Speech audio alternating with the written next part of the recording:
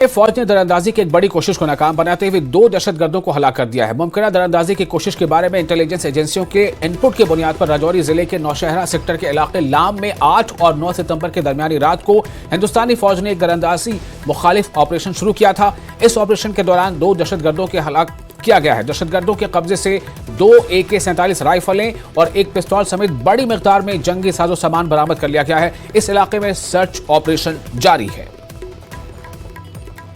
इसीलिए हमारी किला दौड़ाल है। तो रात शाम के बाद हमें आवाज आया है गोले का, तो चुकनी हमारी फौज भी और सब कुछ है। पता नहीं फिर आवाज कैसे हुआ या कहाँ हुआ है, मैंने भी सुना ही है।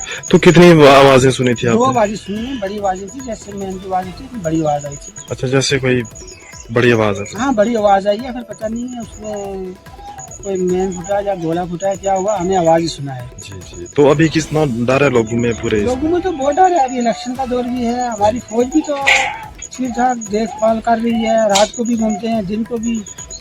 फिर भी आवाज आई है, पर पता नहीं है कैसे हुआ है। पूरी तरह तैयार है हमारी फौज? पूरी तरह तैयार है हमारी फौज। दिन रात को बॉर्डर में लगी रहती है, रोड भी चेक हो रही है, गाड़ियाँ भी चलती हैं, रात को भी आर्मी देख रही है आगे पीछे, दिन को भी।